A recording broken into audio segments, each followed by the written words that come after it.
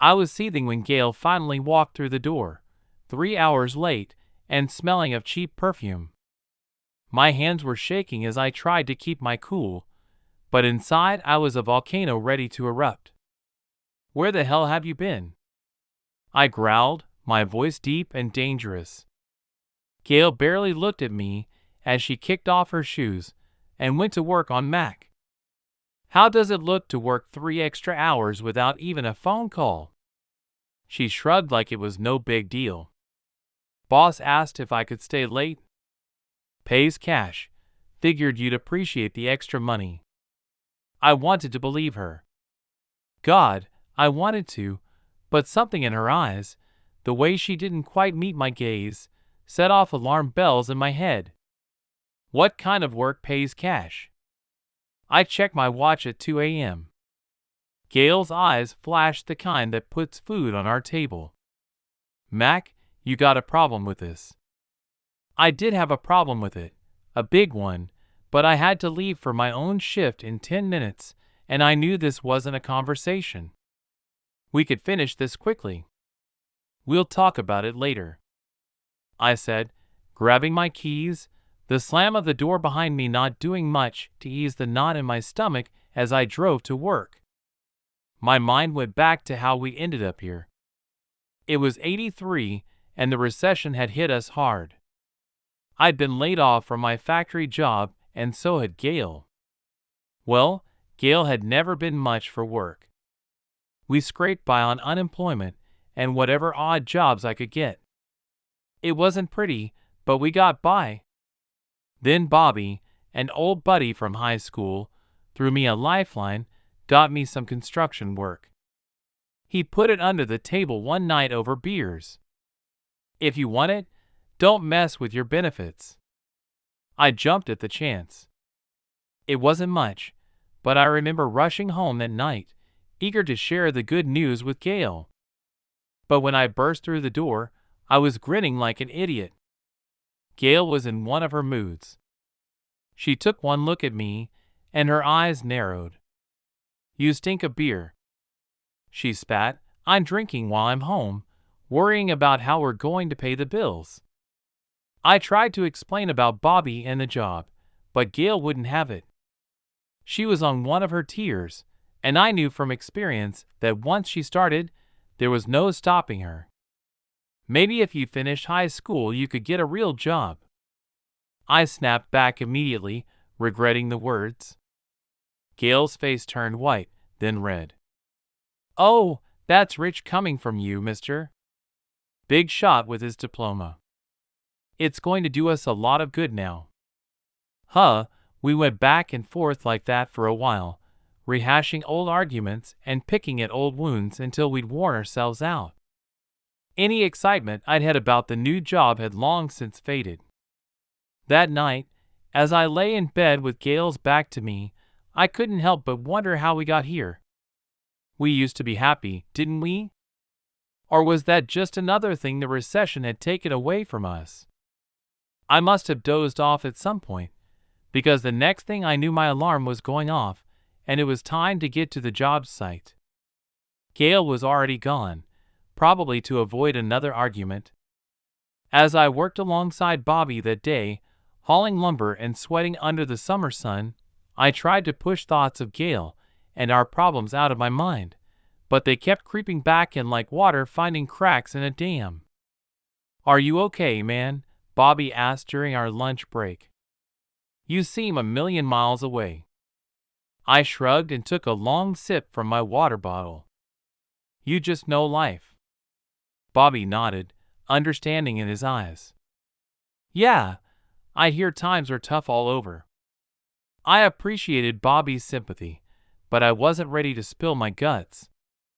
Instead, I changed the subject and asked about the job and how long he thought it would last, falling into a rhythm for the next few weeks.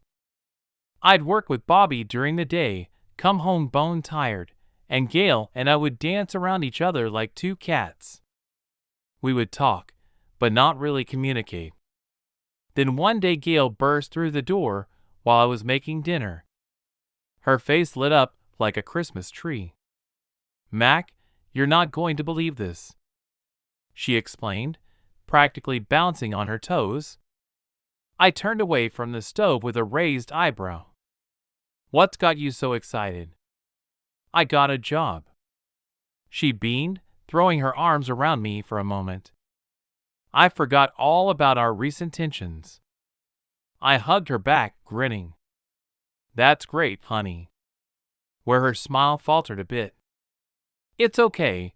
It's the night shift at the Starlight Motel." My own smile froze. The Starlight wasn't exactly known for its upstanding clientele. "The Starlight, Gail? Is that safe?" She waved off my concern. "Oh, don't worry, Wart. It's just desk work. Checking people in, handling the phones, easy peasy." I wasn't convinced, but at night in this neighborhood, Gail's eyes hardened a little.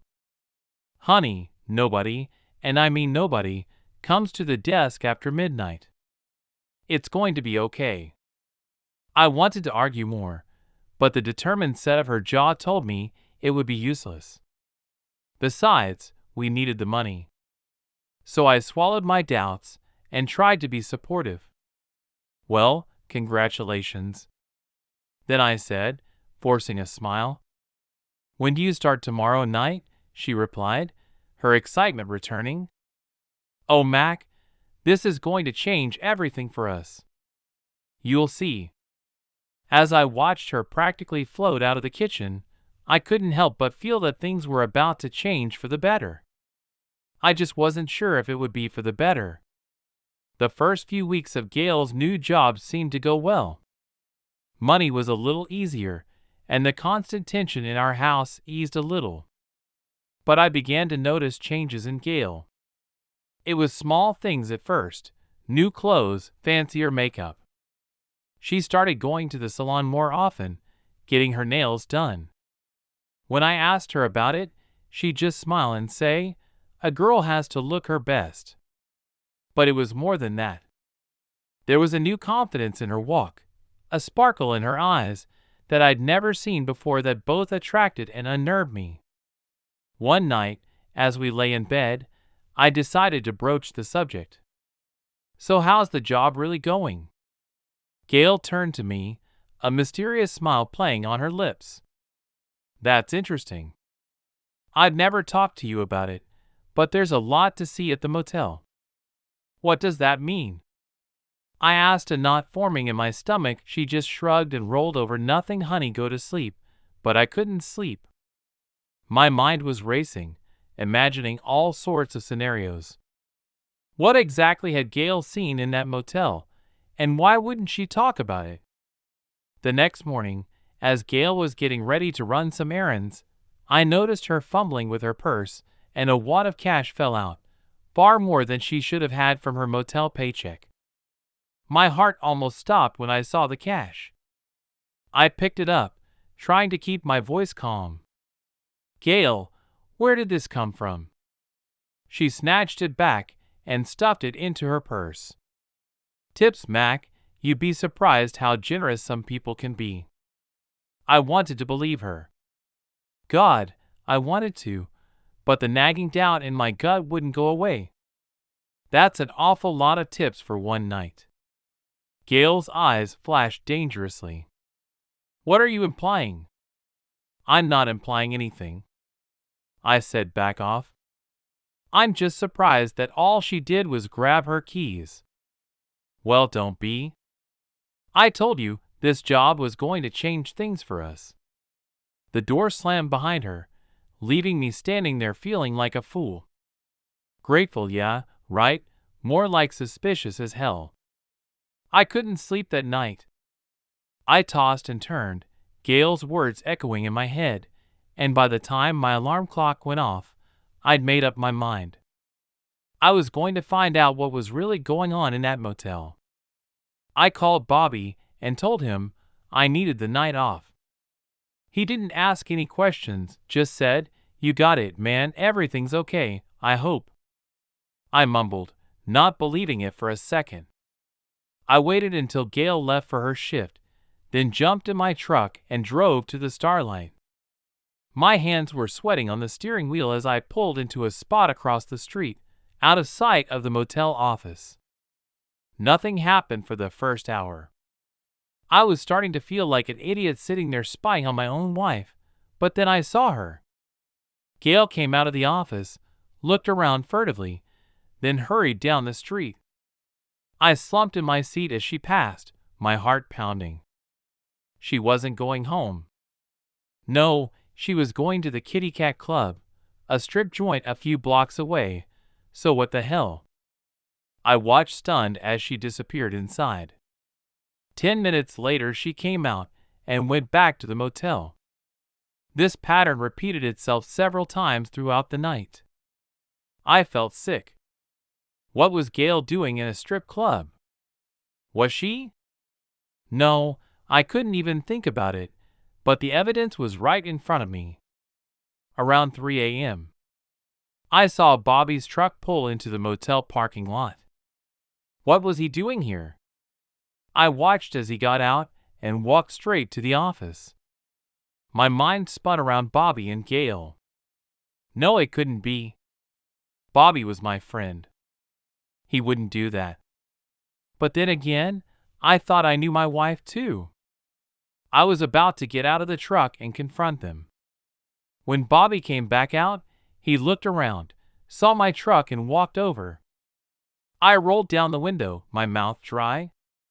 Bobby, what are you doing here? He leaned into his face. Grim, I could ask you the same thing, Mac, but I think we both know why we're here. I nodded, not trusting myself to speak. Bobby sighed. She's a dancer, Mac. That's her stage name, and she's pretty good at it. The world seemed to be tilting on its axis. I gripped the steering wheel to steady myself. A dancer. You mean yes, Bobby said quietly. I'm sorry, man. I saw her in there last week when I was meeting a buddy.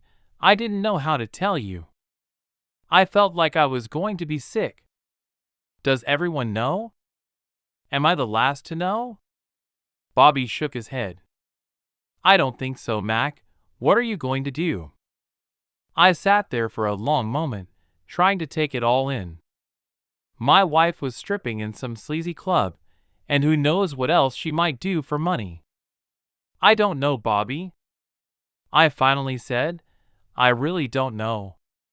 Whatever you decide, I've got your back, man. You need anything. You just say the word. I nodded, grateful for his support. Thank you. The drive back was a blur. My mind was racing, replaying every conversation, every argument, every suspicious moment of the past few months. I didn't confront Gail when she came home that morning. I couldn't face her, couldn't bear to listen to whatever lies or excuses she might come up with. Instead, I pretended to be asleep and listened to her move around the house for the next few days. I went through the motions of our life together, all the while feeling like I was living with a stranger. Gail must have sensed something was wrong, but she didn't push it. Maybe she was afraid of what I might know. I knew I had to do something, but I was paralyzed. Part of me wanted to grab Chad and just run and leave this whole mess behind. Another part of me wanted to confront Gail, yell and scream and demand answers, but the rational part of my brain knew I needed more information before I made any moves. So I found myself sitting across from a state investigator, spilling my guts about everything I had seen and suspected. The guy listened patiently, taking notes and nodding his head. When I finished, he leaned back in his chair and gave me a sympathetic look. We've had our eye on this motel and club for a while now, suspecting a prostitution ring. Your information could be very helpful. I felt a mixture of relief and fear. So what happens now? Now we investigate, build our case, and that's the end of your involvement. I'm sorry, kid. It's clear you loved her. I nodded, feeling numb. Yes, I did. I just don't know who she is anymore. When I left the office, I felt like I was walking in a fog. My world had been turned upside down, and I had no idea how to right it. The next month was hell. I was going through the motions at work, barely able to concentrate at home. The tension between Gail and I was thick enough to cut with a knife. She knew something was wrong, but never asked. Maybe she was afraid of the answer. Then came the night of the raid. I was at home with Chad when the phone rang. It was Bobby Mack. Turn on the news. They're raiding the Starlight and the Kitty Cat right now. I turned on the TV and there were lights flashing. Cops everywhere, and there was Gail being let out in handcuffs. Chad looked up at me. Confusion in his eyes. Dad, is that Mom? I swallowed hard, trying to find the right words. How do you explain something like this to a little boy, your mother? She got mixed up with some bad people and did some bad things. Now she doesn't want to live with us, so we're on our own. It was a lie. Of course, I had no idea if Gail wanted to live with us or not, but in that moment, it was the best thing I could do to protect my boy from the harsh reality of what was happening. The next few weeks were a whirlwind of police interviews, lawyer meetings, and sleepless nights. I filed for divorce almost immediately, determined to get full custody of Chad. Gail didn't make it easy. Our first meeting with the attorneys was tense, to say the least. Gail walked in like she owned the place, all faux pato and defiance, but I could see the fear in her eyes. You don't have to do this, Mac, she said in a low voice. We can work this out. I shook my head. My jaw clenched. There's nothing to work out, Gail, it's over. Her eyes flashed. You can't take my son away from me. That's when I lost it. Your son, the one you left every night to dance for strangers, the one you endangered with your activities. Gail flinched as if I had slapped her. I leaned in close, my voice barely above a whisper. If you fight this, Gail, a lot of dirty secrets will come out that you think I don't know. By the time I'm done, any judge in their right mind will give me a restraining order that will keep you from seeing your son. I could see the fight draining out of her. She knew I had her cornered. What do you want? She asked, defeated, for full custody. I said firmly, you get supervised visits when I say it's okay, and you stay the hell away from us. Otherwise, she nodded slowly, tears in her eyes for a moment. I almost felt sorry for her. After that, Gail didn't contest anything, probably hoping to avoid a messy trial where all their dirty laundry would be aired. Within a few months, it was all over. I had Chad and Gail. Well, Gail had her freedom for what it was worth. Life went on. Chad and I settled into a new routine. Just the two of us. It wasn't easy being a single dad, but we made it work. I threw myself into my job, determined to get Chad the stable life he deserved. The years passed, and Chad grew from a confused little boy into a strong, confident young man. I started dating again and eventually remarried to a wonderful woman named Katie. She was everything Gail wasn't: stable, honest, loving. Then, out of the blue, Chad dropped a bombshell on us. He was 24, fresh out of college, when he announced that he wanted to marry his girlfriend. Pam, that's great news, son, I said, really happy for him. When do we get to meet her? Chad shifted uncomfortably. Well, that's the thing, Dad. You kind of already know her family. I raised an eyebrow. Oh, how's that? He took a deep breath. Pam's mom, her name is Honey. She used to work with Mom at the club.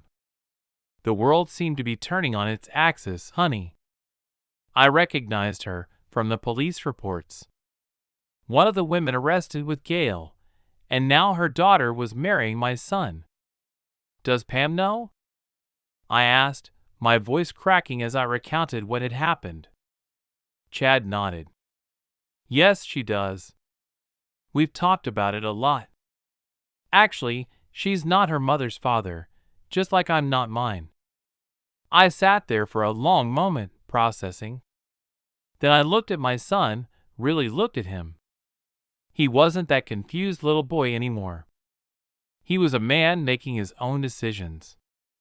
I said, finally, when's the engagement dinner? The dinner was interesting, to say the least. Honey was there, looking older, but still recognizable from the mug shots I'd seen years ago.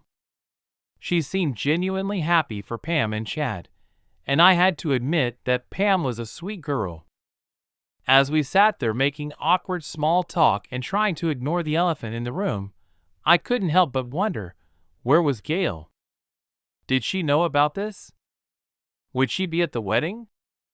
The wedding day arrived sooner than I expected. I stood in front of the mirror and adjusted my tie for the 100th time. When Katie walked in, "You look good," she said, smoothing my lapels. "How are you holding up?" I sighed, meeting her eyes in the mirror.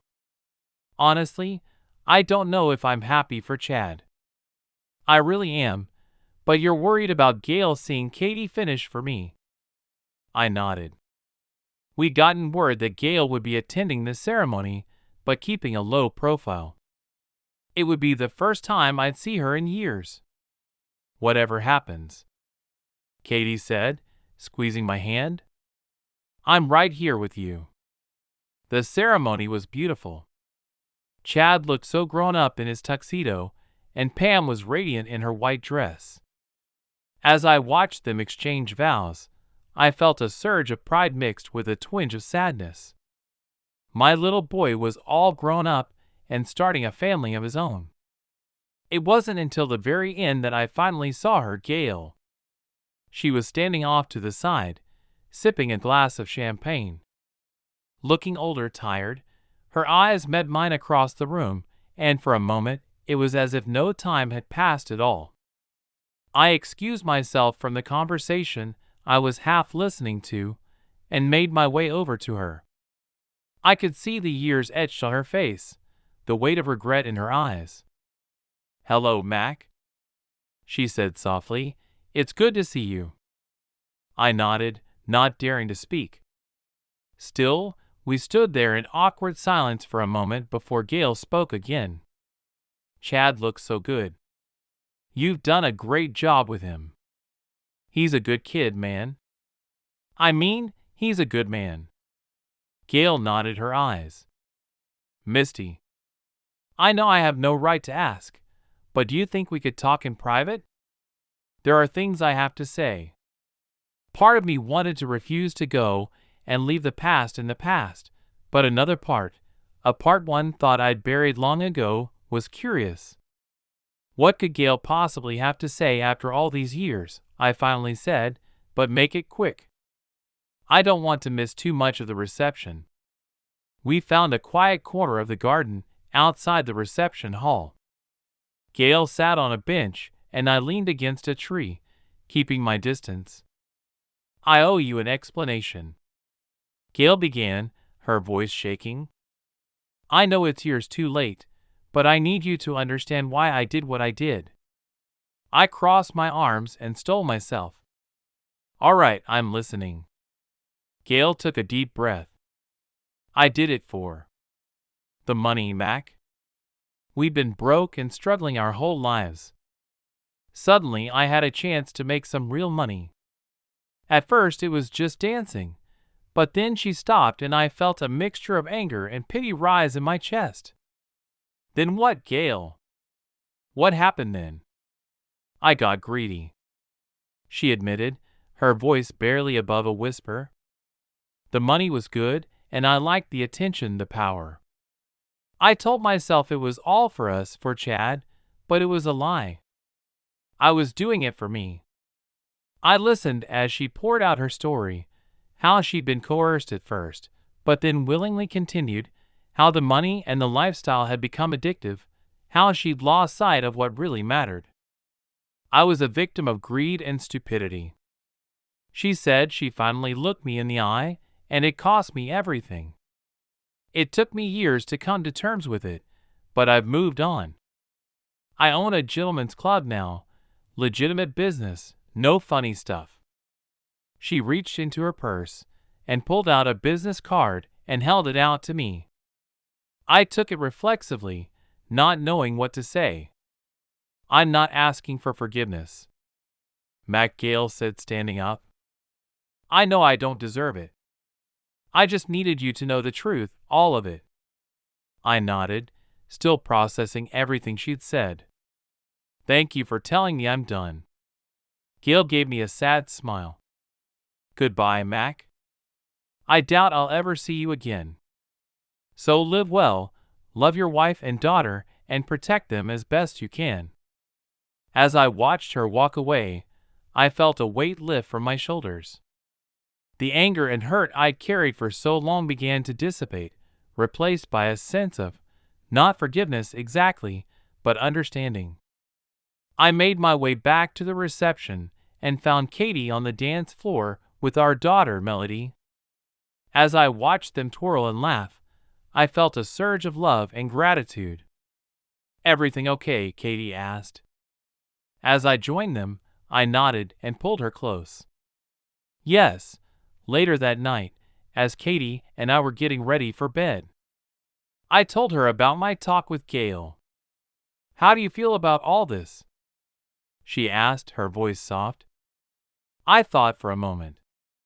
Honestly, I feel free, like I can finally let go of all the anger and hurt. It doesn't change what happened, but I don't know if it helps. Katie smiled and squeezed my hand. I'm glad, Mac, you deserve peace. Just then, Melody burst into our room, her eyes bright with excitement. Mom, Dad, I have some news. We turned to her with raised eyebrows. What is it, honey? I asked. She grinned and held up her left hand to reveal a sparkling ring. Jake proposed, and we're getting married. When Katie squealed and hugged Melody, I couldn't help but laugh. Here we go again. I thought another wedding, another chance to make new memories, to build on the family we created. I realized life had a funny way of coming full circle, but this time I was ready for whatever came next. If you're over 18, don't miss the upcoming story, and remember to click the like button to show your support. Thanks.